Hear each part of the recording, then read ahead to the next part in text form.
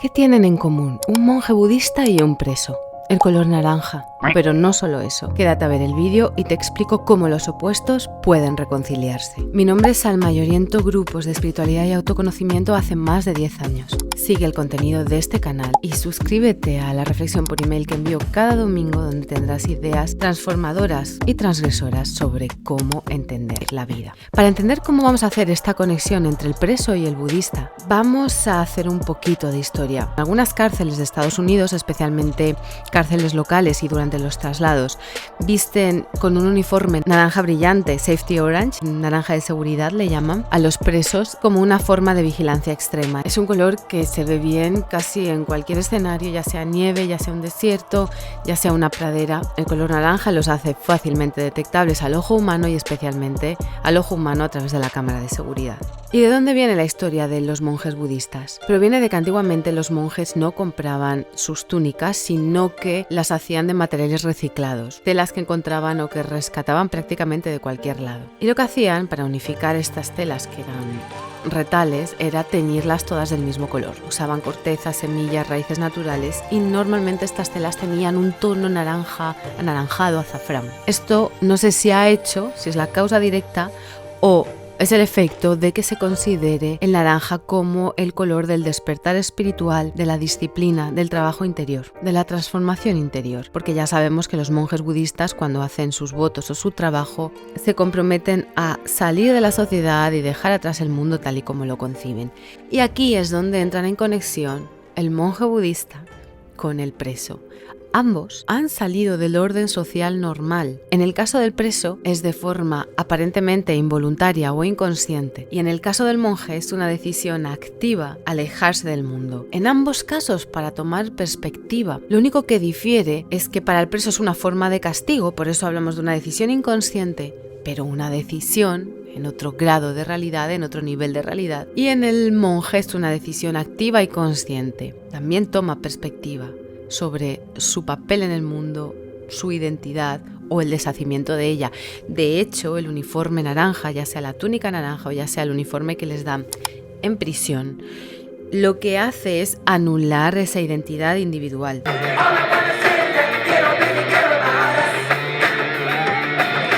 El uniforme uniformiza, todos iguales, nadie destaca sobre nadie, que es el mismo efecto que tiene una túnica. Ni al monje ni al preso les satisface o les encaja o comulgan con lo que la sociedad les ofrece. Pero volvemos a lo mismo, la diferencia es que uno toma la decisión de forma inconsciente o a través de un castigo impuesto y el otro se autoimpone un régimen, una forma diferente, una serie de disciplinas para alcanzar otro estado de conciencia o conectar con otro nivel de realidad, porque ya han descubierto que aquí, en este mundo, no hay nada que hacer. Ambos están haciendo una renuncia a lo establecido socialmente. Y una renuncia es una forma de muerte, es una muerte simbólica, muere aquello a lo que renunciamos para dar espacio a que nazca algo nuevo. Empezamos a albergar algo nuevo en nuestro interior, una nueva visión, una nueva perspectiva. Pero para que la nueva perspectiva nazca, tiene que haber espacio y lo antiguo tiene que perecer. No pueden coexistir dos sistemas de pensamiento contrapuestos al mismo tiempo. Esta analogía entre el monje y el preso nos muestra que los aparentes opuestos se tocan, que los extremos son iguales en naturaleza, pero difieren en grado. En este caso, ¿cuál es la naturaleza? La salida de la sociedad. ¿Y cuál es el grado? Uno lo hace por puro vicio, por el camino equivocado, y el otro lo hace por pura virtud, por el camino de la virtud, de la conciencia, por un camino de la rectitud, de lo correcto. Pero ambos están haciendo lo mismo, volvemos a lo mismo. ¿Cuáles serían otra forma de ver los polos? Uno lo hace desde la inconsciencia y el otro desde el extremo, que es la pura conciencia. Pero ambos tienen la misma naturaleza, están haciendo exactamente lo mismo. Puedes ver cómo a veces los polos aparentemente opuestos no lo son, porque están en la misma tesitura, Esto lo puedes ver también incluso en la política. Extremos políticos pueden estar queriendo lo mismo, pero desde enfoques que parecen opuestos, pero en realidad lo que quieren es el bienestar común. Por ejemplo, es decir, es cuestión de poner el foco en la naturaleza que comparten. Por eso el Kybalion dice que los opuestos son reconciliables, porque si los dos buscan lo mismo, simplemente habría que cambiar el sentido de cómo buscan eso. Si tenemos en cuenta que la naturaleza en los polos opuestos es la misma, la salida del orden social normal, en este caso, la posibilidad de que exista otra manera de ver el mundo, porque si nos salimos de la sociedad siempre tomamos perspectiva. Otra cosa es que la utilicemos. Se puede utilizar la estancia en prisión como un espacio para recapacitar, para tomar conciencia, para hacer revisión de vida, para hacer revisión de actos, como es el caso de José Rabadán. El conocido como asesino de la katana, José Rabadán, joven de 16 mató a sus padres y a su hermana pequeña con una katana. El móvil del crimen era matarlos porque quería ser libre. Un monstruo, un psicópata, un asesino malvado.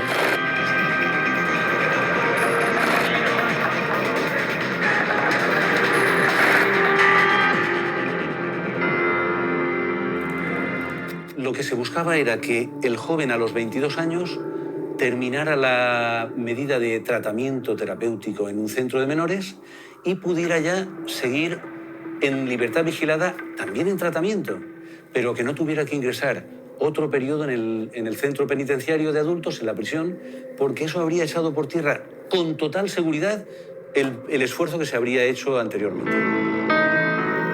Bueno, a mí me ayudó en muchos aspectos, aparte del hecho de que ha sido un fundamento imprescindible, una condena tan reducida para que a día de hoy yo esté reinsertado en la sociedad y no tenga una carga previa de años de sufrimiento o de presidio, ¿no? También es cierto que yo, gracias al centro de menores, ¿no?, en el que estuve, conocí a un profesor que me motivó de manera correcta para que yo retomase los estudios que tenía aparcados y que había dejado por completo, y conseguí sacarme pues un título en el centro de menores. Por otro lado, la vida disciplinada que se lleva en los centros de menores genera hábitos que a día de hoy sigo manteniendo y que hacen que mi vida tenga cierta estabilidad, ¿no?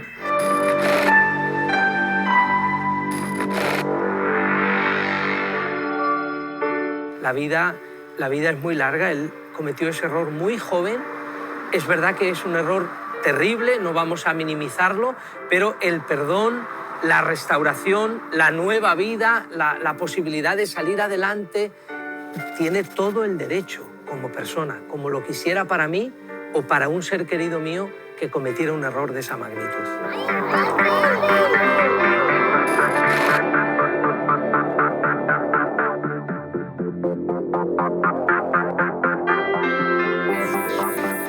Al año de estar en Cantabria, José, fue más o menos cuando empezamos a salir.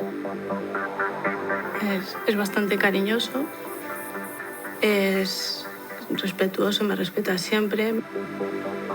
Yo me sentía muy a gusto con él, me transmitía confianza y veía un cambio. No es lo mismo que si conoces a alguien que está ahí y que no se arrepiente de lo que ha hecho, que sigue haciendo cosas malas. Era su pasado, como tal, teníamos que cargar con él, pero no tenía ni desconfianza ni en ningún momento tuve temor ni miedo. Me he decidido a conceder la primera entrevista después de todos estos años que han pasado porque me he rehabilitado y siento que la forma en la que lo he hecho puede ser beneficiosa para otras personas.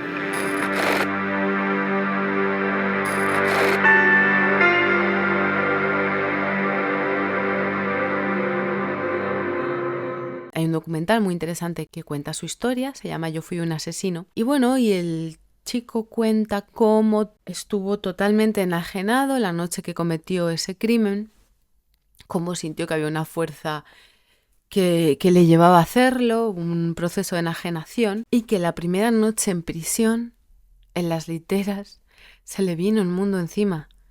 No podía creer lo que había hecho. Y obviamente eso fue para él durísimo, fue un proceso catártico, fue muy duro de asumir. Usando este ejemplo, a lo que quiero apuntar es, ¿y si un acto delictivo es lo que lleva a una persona a transformar su estado de conciencia, a salir de esa nube del mal y volcar su vida al bien, a estar al servicio? Y si por contraste, aquel que es monje budista en la actualidad proviene de un pasado en esta u otras vidas delictivo, no podemos juzgar o no debemos juzgar las situaciones en términos relativos exclusivamente por lo que acontece aquí en la Tierra en este periodo en el que encarnamos como esta personalidad específica, sino en términos absolutos de la eternidad en el cielo. Entonces, los errores cometidos en el pasado no han de condenarnos. Sí que es justo, bajo las leyes del mundo, que alguien que comete un delito cumpla condena, por supuesto que sí. Porque no tuvo el nivel de conciencia suficiente como para estar bien asesorado por entidades luminosas que le frenaran a hacer algo que claramente no está alineado con lo correcto desde un ideal espiritual. Sin embargo, todo es susceptible de ser reinterpretado. Por eso decía que no sabemos lo que trajo a una persona en términos de otras vidas a ser lo que hoy es. Y a lo mejor alguien a quien admiras o amas en la actualidad, que es pura bondad, tuvo que pasar su propio proceso catártico de obedecer a su ego, a su naturaleza inferior, dejarse arrastrar, cometer actos que no eran lo correcto, que eran delictivos, dañar a otros. No lo sabemos. Por eso digo que es más importante tener en cuenta la visión en términos absolutos que simplemente en términos relativos. Por supuesto, lo relativo también ha de considerarse y es justo que una persona que comete un delito cumpla condena. Pero aquí lo interesante no es terminar aquí, en la condena, sino confiar en la reinserción, en términos jurídicos, y en la redención, en términos espirituales. Todos merecemos redención, todos merecemos una segunda oportunidad. La toma de conciencia del mal ejercido ya es en sí una condena, independientemente de que se cumpla, también condena en prisión. Pero existe una justicia divina que está por encima de la justicia humana, que juzga los hechos de manera correcta. Había un texto que hablaba de las aparentes incongruencias de los maestros espirituales, se refería. La justicia divina está por encima de la humana, entonces, cumplas condena o no por algún delito, algún mal que hayas cometido. Lo esencial es que cuando nosotros vamos a otro plano, cuando trascendemos esta vida física y hacemos nuestra revisión de vida, sentimos todo aquello que le hemos hecho sentir a los demás.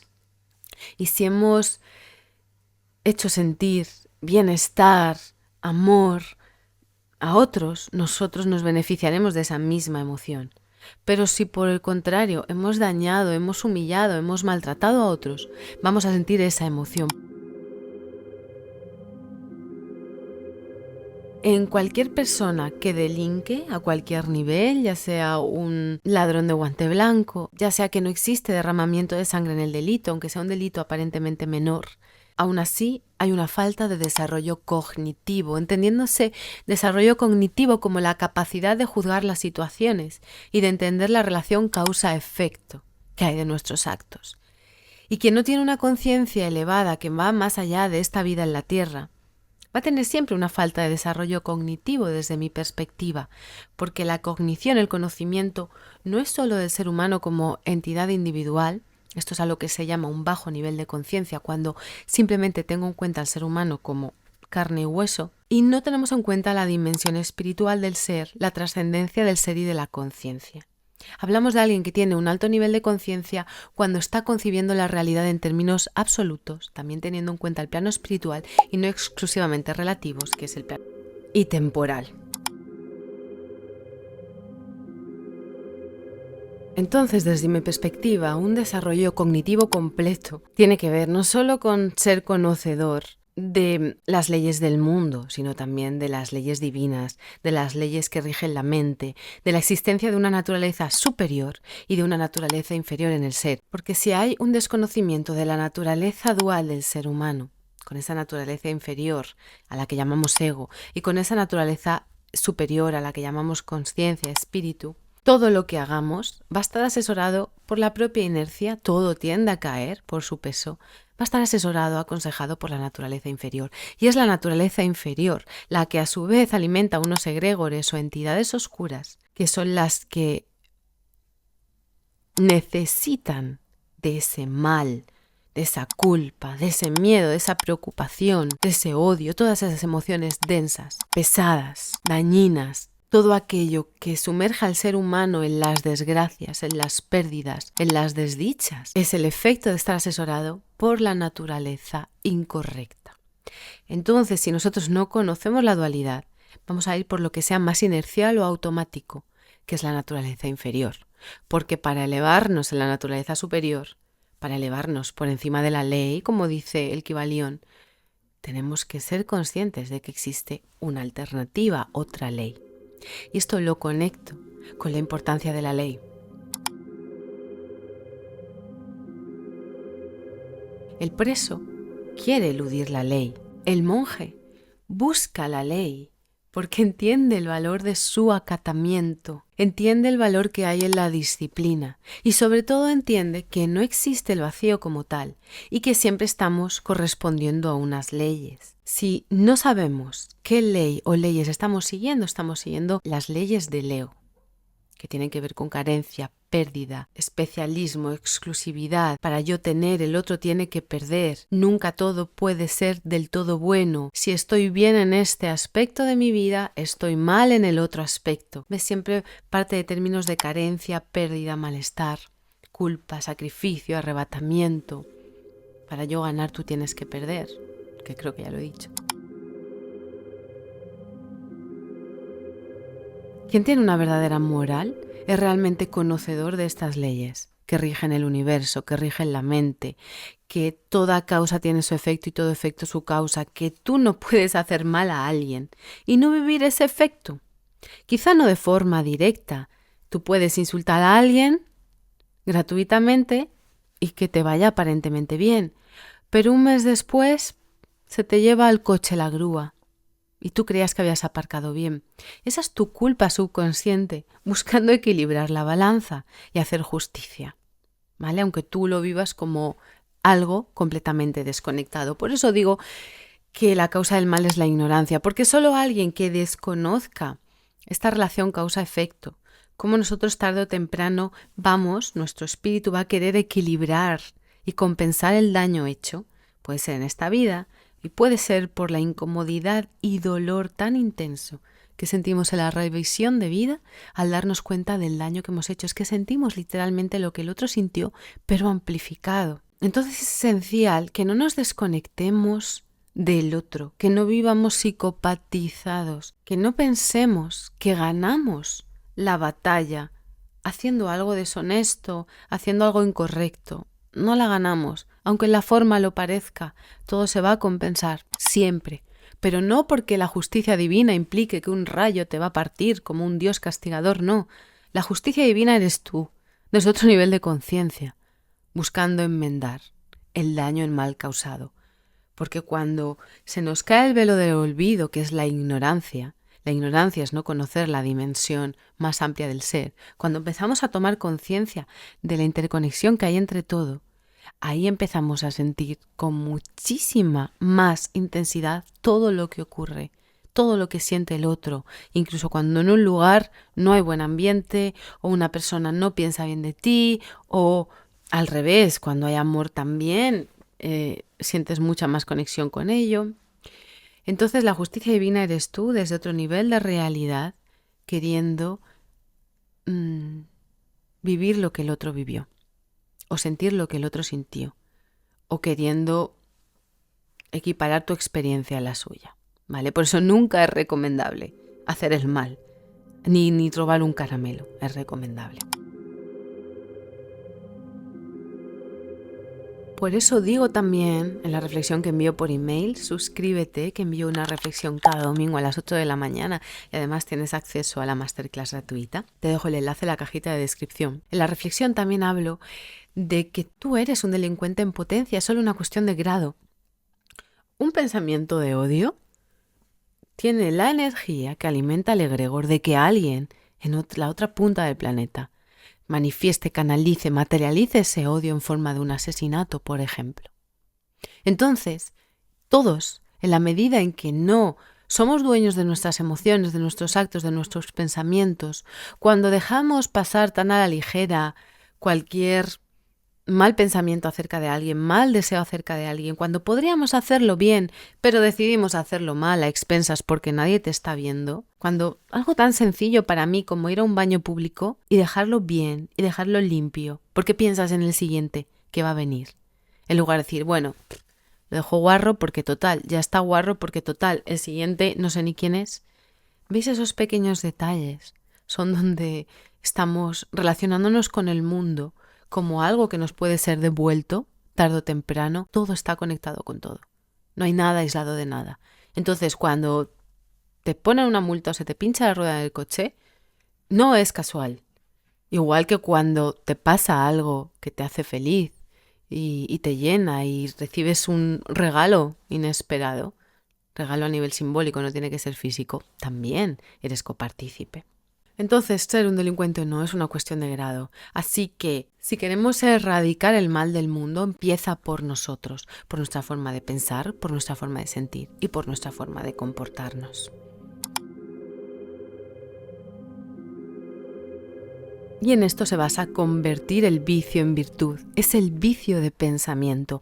No es el vicio del alcohol o las drogas. El alcohol y las drogas también son efecto de una forma de percibir la realidad, de una forma de pensar, de una forma de concebirse a uno mismo. Así que transformar el vicio en virtud es siempre aspirar a ese ideal del camino de la virtud. Y todos sabemos lo que es la virtud. Es muy sencillo actuar en el camino de la virtud.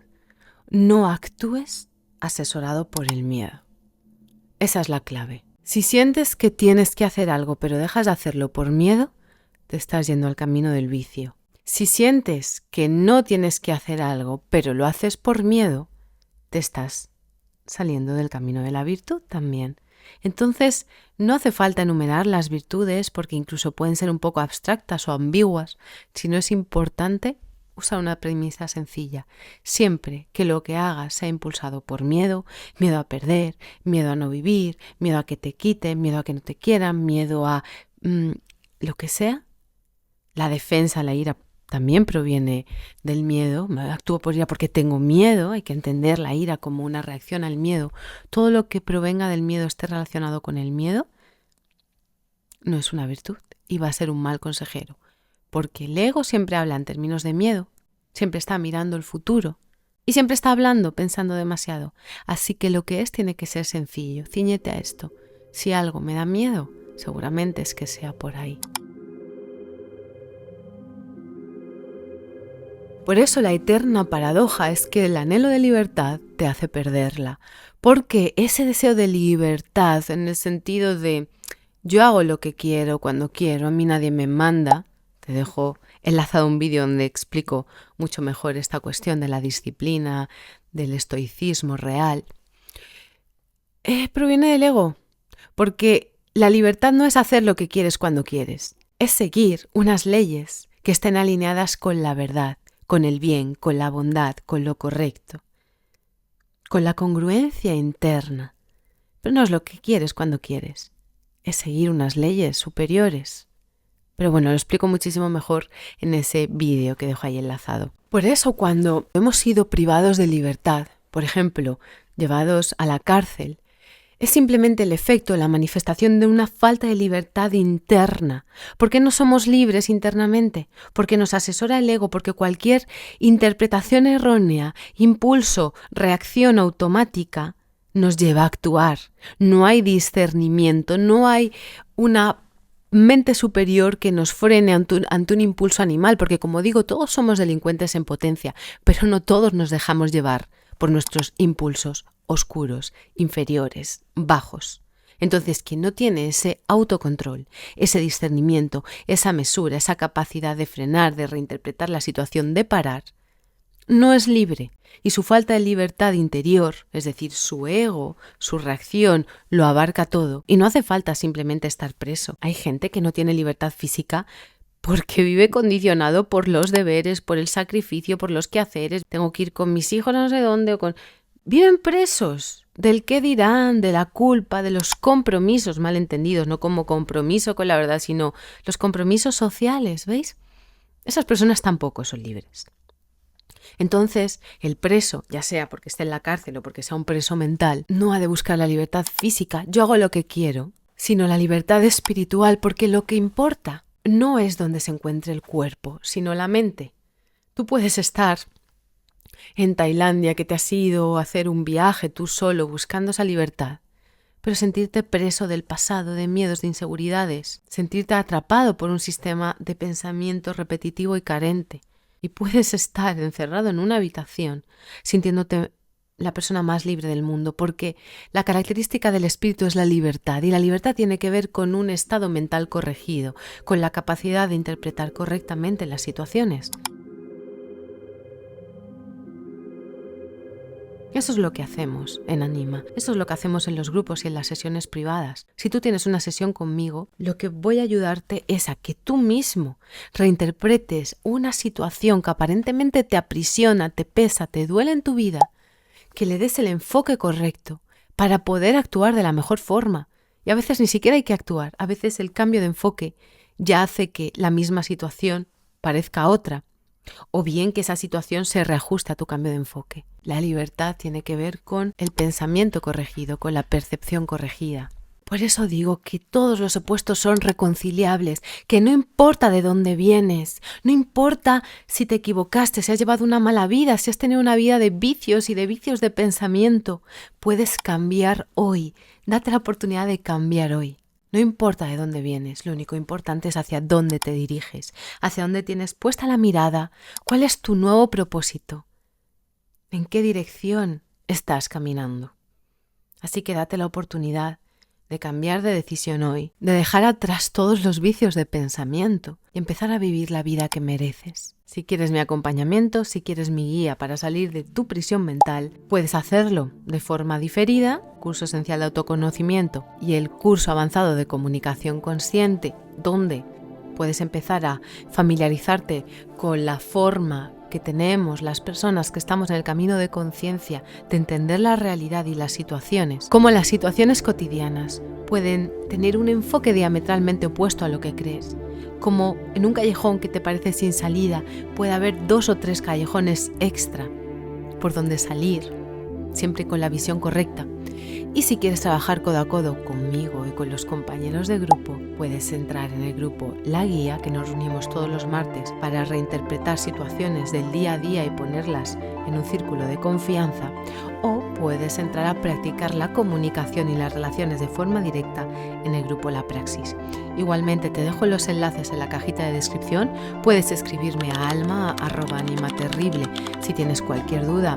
Te contesto, te asesoro sobre cuál es la mejor forma para ti de empezar este camino, y suscríbete al canal para no perderte ningún contenido que comparto semanalmente de forma gratuita. Muchísimas gracias por acompañarme hasta el final. Déjame un corazón rojo si has llegado hasta aquí y te veo en el siguiente vídeo. Que mandes un saludo a tus followers.